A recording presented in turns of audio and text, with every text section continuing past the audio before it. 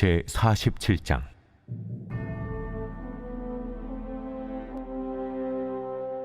바로가 가사를 치기 전에 블레셋 사람에 대하여 선지자 예레미야에게 임한 여호와의 말씀이라. 여호와께서 이와 같이 말씀하시되, 보라, 물이 북쪽에서 일어나 물결치는 시내를 이루어 그 땅과 그 중에 있는 모든 것과 그 성읍과 거기에 사는 자들을 휩쓸리니 사람들이 부르짖으며 그 땅 모든 주민이 울부짖으리라. 군마의 발굽소리와 달리는 병거바퀴가 진동하는 소리 때문에 아버지의 손맥이 풀려서 자기의 자녀를 돌보지 못하리니 이는 블레셋 사람을 유린하시며 두로와 시돈에 남아있는 바 도와줄 자를 다 끊어버리시는 날이 올 것임이라. 여호와께서 갑돌섬에 남아있는 블레셋 사람을 유린하시리라. 가사는 대머리가 되었고 아스글론과 그들에게 남아있는 평지가 잠잠하게 되었나니 내가 내 몸 베기를 어느 때까지 하겠느냐? 오호라, 여호와의 칼이여, 내가 언제까지 쉬지 않겠느냐? 내 칼집에 들어가서 가만히 쉴지어다. 여호와께서 이를 명령하셨은즉 어떻게 잠잠하며 쉬겠느냐? 아스글론과 해변을 치려하여 그가 정하셨느니라 하니라.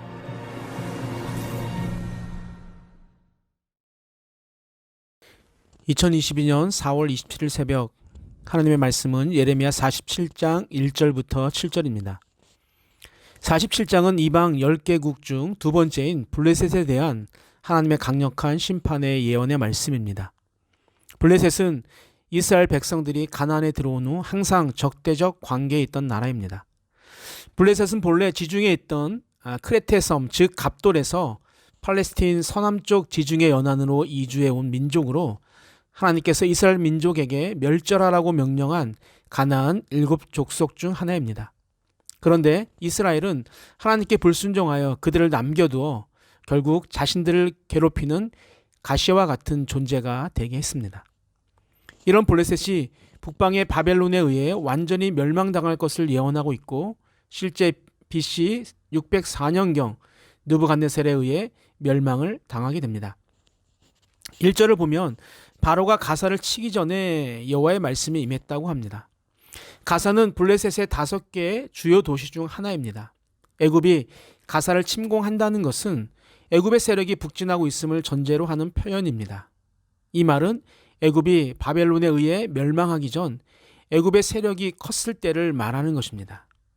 그때 이미 하나님은 블레셋과 시돈과 두로의 패망을 결정하시고 선포하셨다는 말씀입니다. 이 예언이 주어질 때 바벨론에 의해 블레셋과 두로와 시돈이 멸망할 것이라고 상상할 수 없을 때입니다. 따라서 바로가 가사를 치기 전에 하나님의 말씀이 임한 것은 역사의 주관자이신 하나님을 다시 한번 정확하게 드러내고 있는 것입니다. 블레셋을 향한 여호와의 예언의 말씀은 다음과 같습니다. 2절입니다. 보라, 물이 북쪽에서 일어나 물결치는 시내를 이루어 그 땅과 그 중에 있는 모든 것과 그 성읍과 거기에 사는 자들을 휩쓸리니 사람들이 부르짖으며 그 땅 모든 주민이 울부짖으리라. 아멘.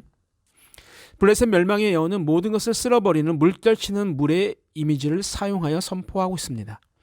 홍수가 나서 강이 범람하면 주변 모든 것을 휩쓸고 가는 것처럼 바벨론 군대가 블레셋을 향하여 제어할 수 없는 기세로 쳐들어온다는 사실을 선포하는 것입니다. 그런 엄청난 시련과 재난 앞에서 블레셋 백성들이 부르짖으며 울부짖게 될 것입니다. 또한 군마의 발굽소리와 달리는 병거 바퀴가 진동하는 그 소리 때문에 자녀를 돌볼 여유조차 상실해버린 처참한 모습을 그리고 있습니다. 바벨론의 강력한 군사력은 아버지의 손맥을 풀리게 한다고 이야기합니다. 이 말은 바벨론을 대항할 힘 자체를 상실했다는 말입니다. 부성애마저 중단시킬 만큼 위협적이었기 때문입니다. 4절에서는 블레셋을 유린하고 두로와 시돈을 끊어버리시는 날이 곧 올 것임을 예언하고 있습니다. 두로와 시돈은 블레셋이 어려움을 처할 때 종종 원정군을 파병하여 도움을 주던 도시 국가였습니다.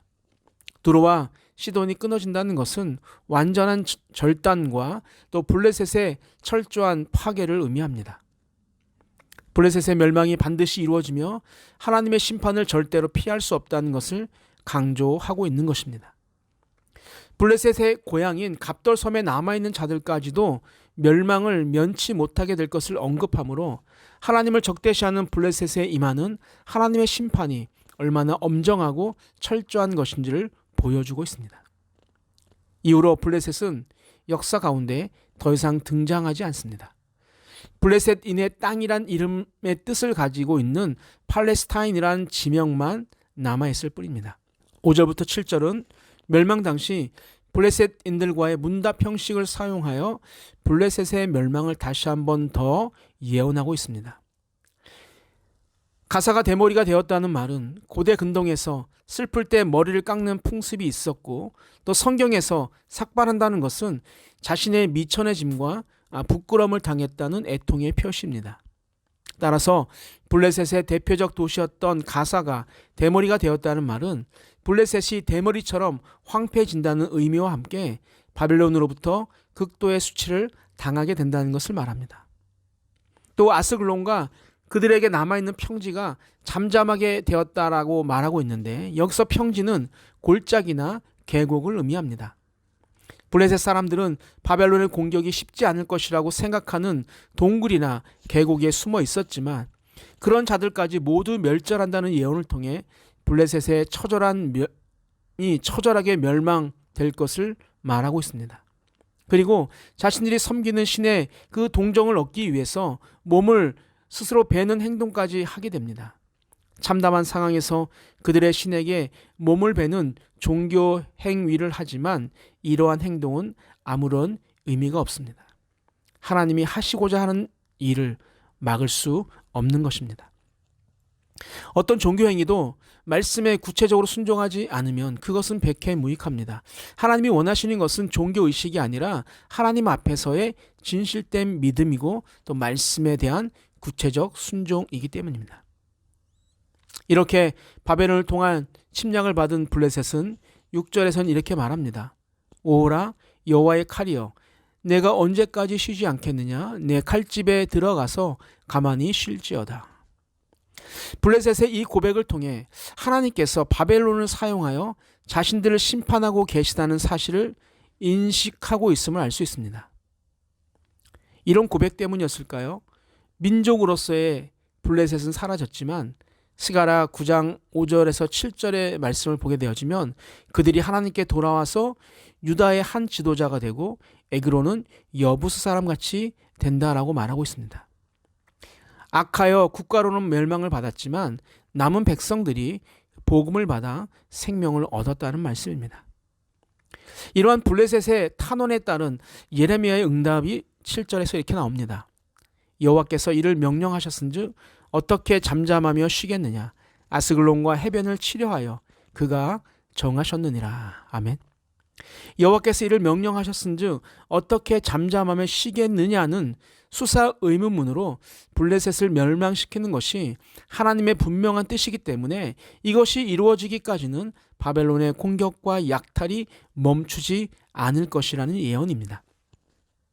오늘 블레셋의 패망의 예언을 통해 우리는 세상 역사는 사람의 뜻이 아니라 하나님의 뜻대로 이루어진다는 것을 알게 되었습니다.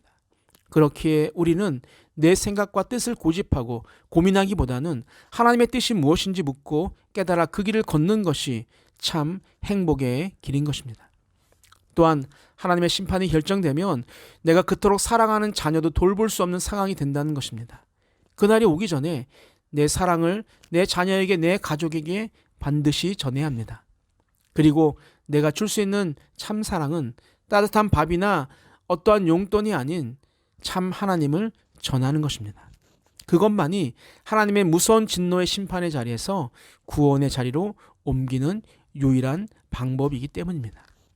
사랑하는 자에게 하나님의 말씀을 전하는, 복된 하루가 되기를 주님의 이름으로 축복합니다. 아멘. 사랑의 하나님, 사랑하는 자녀와 가족에게 무엇을 전해야 하는지 깨닫게 해주시니 감사합니다. 심판의 자리에서 구원의 자리로 옮길 수 있는 유일한 방법인 예수 그리스도를 전하는 하루가 되게 하여 주옵소서. 어지러운 세상입니다. 혼탁한 세상입니다. 모두가 참이고 진리라고 말하는 시대입니다. 이 시대에 참 진리 되신 예수 그리스도를 우리의 가정과 삶에 늘 모시고 살아가는 산돌의 식구들이 되게 하여 주옵소서. 늘 우리에게 영원한 생명을 부어주시길 원하시는 예수님의 이름으로 기도하옵나이다. 아멘. 우리 함께 기도합니다. 첫 번째, 오직 나를 도울 수 있는 하나님만을 의지하게 하옵소서. 두 번째, 순종이 없는 예배 행위자가 되지 않고 순종하는 참 예배자가 되게 하여 주옵소서. 마지막, 주일학기를 위해 수고하는 교사들 위해 주님의 은혜가 날마다 부어지게 하여 주옵소서.